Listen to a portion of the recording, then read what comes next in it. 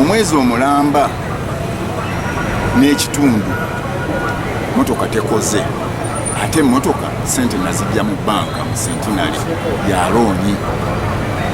Kati sisasula ne banka zatandise okunkubira ki amasimu kubanga omwezi mulamba ndi mwali yazi n'ekitundu siteekayo sente, motoka eri kushere parkinze tebagikola. Manager agamba atya? Manager yali yansuubiza nti bagenda kunongooseza emmotoka, owayitawo emmotoka n'amala ne yeefuula ne banjuliza mbu bagenda kulaba mukama waabwe omuyindi diira. Bwe yajja ne mbabuuza mukama wammwe yazze mwasazeewo kintu, mukama waffe yagambye nti nga bw'oli kasitoma waffe ajja kugulira injekita pampu. Injekita pampu gy'ayagala okungulira yeebalirirwa mu kakadde kamu n'ekitundu.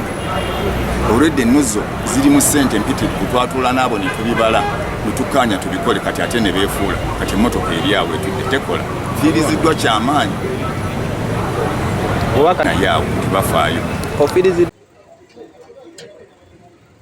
Ssekabira Godfrey, nafuna obuzibu ku Shero.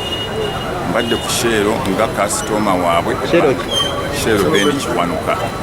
Shero Ben Kiwanuka waliwo we baali bagiyita Shero South Street ne Shero Ben Kiwanuka. Najja okunywa amafuta nga ntwala abasaabaze, nga dereva wange atwala abasaabaze mu kifo kya petroli, mu kifo kya dizero bamuteeramu petroli. Motoka eraga bulungi nti nenywa dizero n'ebiwandiiko babiteekako okuva mu kkolero lyayo ebiraga nti erina kunywa.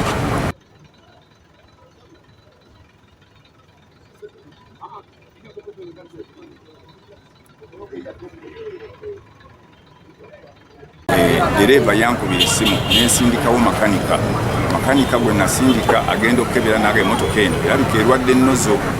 Neebuuza lwaki erwadde ennozo amangu ago saakitegeererawo, era amagezi ge bampa ga kusindika mmotoka nga nze nannyiniyo etwala abasaabaze. Nasindika emmotoka n'etwala abasaabaze, emmotoka eri eyange makanika oyo n'agikomyawo ng'agitetenkanya ng'ejja epipira. N'ayituuka ku Shero n'ankubira essimu nenzijja ku Shero, kyesaamanya nti amafuta ge gagitawaanya. Tugenda mu galagi gye nazuulira ng'emmotoka mu ttanka mulimu petroli, ate namunywawo abo be bamunsaabinga. So neetaaga obwenkanya, emmotoka kati bansuubiza nti bayinza bagenda ginkolera.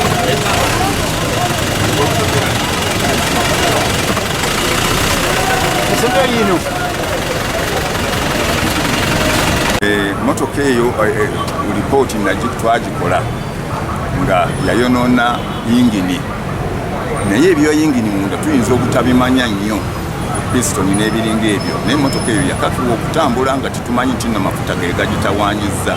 So olwezze zonno zo yaziragirawo ne tuzikolamu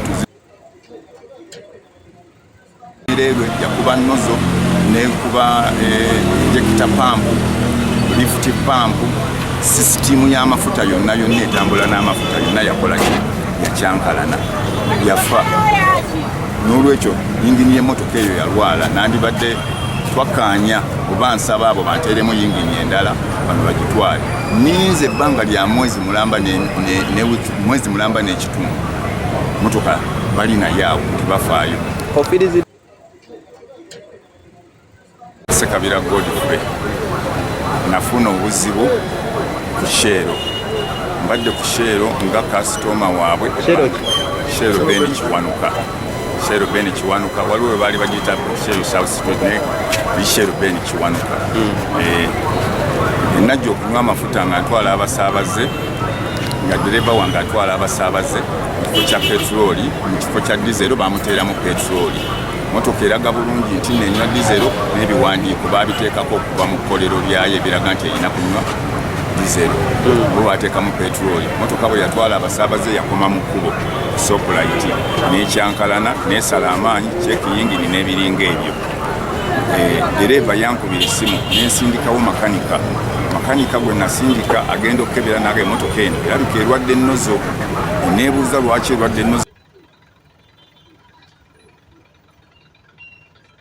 Nannyiniyo etwala abasaabaze, nasindika emmotoka n'etwala abasaabaze, emmotoka eri eyange makanika oyo n'agikomyawo ng'agitetenkanya ng'ejjeepipira n'ayituuka ku sheero n'ankubira essimu nenzija ku sheero kyesaamanya nti amafuta ge gagitawaanya bwe tugenda mu galagi gye nazuulira ng'emmotoka mu tanka mulimu petroli ate namunywabwe abo be bamunsaabinga so neetaaga obwenkanya emmotoka kati